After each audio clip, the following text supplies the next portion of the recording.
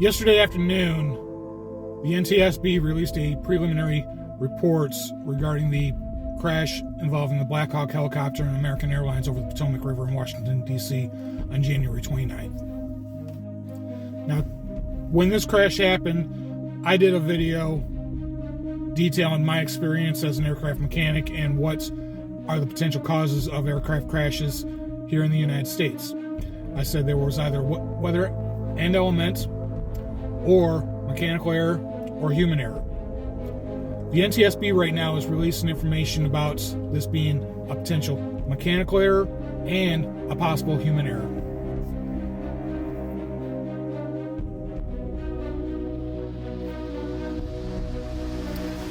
This is Jennifer Homendy. She is the current chair of the National Transportation Safety Board. She was appointed to the board by Donald Trump in 2018, and President Biden appointed her to the chair in August of 2021. The NTSB is a safety board and does not have a political agenda. Now, as of yesterday, the preliminary report coming out is that there was potential mechanical error involving the altimeters. There are a couple of differing reports based off what they have been able to find regarding the height of the Black Hawk helicopter.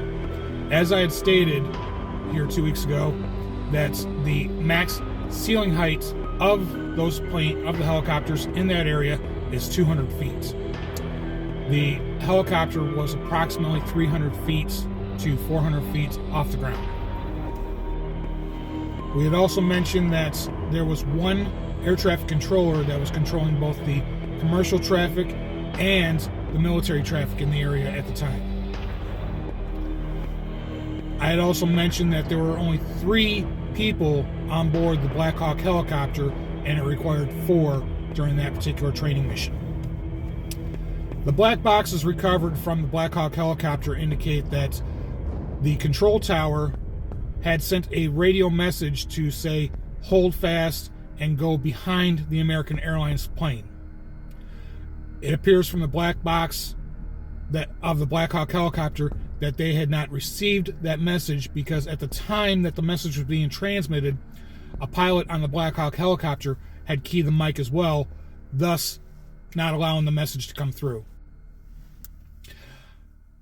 At the initial point of this investigation, Donald Trump and Pete Hegseth jumped on and started saying that this was a result of DEI policy. I quickly replied back that no, this had nothing to do with that crash. And I explained in detail the 3 mitigating factors as to why planes crash. DEI had nothing to do with this. So as it is right now, it is potential that this crash was caused by human error, and it was an accidental human error. Nobody's at fault. It appears that proper procedure was followed considering the circumstances. There were some things on part of the Army that negated that whole issue, such as the amount of people that was on board the Black Hawk helicopter. The altimeter gauges are being checked on the Black Hawk helicopter because it believes that they may have been over the ceiling height and were not aware of that, as mechanical error did potentially occur. Now, once again, in regards to this crash, Donald Trump will not take any responsibility, and he will deflect blame to make himself look as perfect as possible. And that Jaffer, Pete Hegseth, is going to do the same thing, because he is a Trump crony who is going to kiss his ring. Now, I tip my hat to the NTSB that will not fall into Donald Trump's Gestapo tactics of deflection. This was a tragedy to the utmost extreme.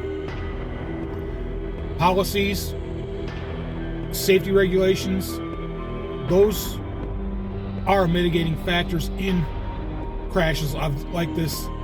But in this situation, Biden policy was not a problem.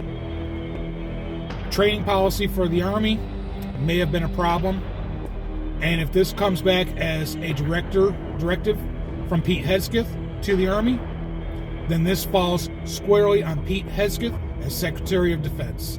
And this too also falls on Donald Trump being the Commander-in-Chief. Rolling back policies for the United States Army to adhere to, especially when it comes to commercial civilian traffic.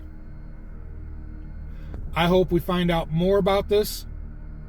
And if, once again, if policy did play a factor in this whole crash as a mitigating factor besides human error and mechanical error, then I hope Congress pays close attention and then begins impeachment proceedings against Donald Trump and his administration for rolling back safety regulations, for rolling back DEI policy, and basically putting in people that are unqualified for their positions. Pete Hegseth is not qualified to be Secretary of Defense. Kash Patel is not qualified to be Director of the FBI.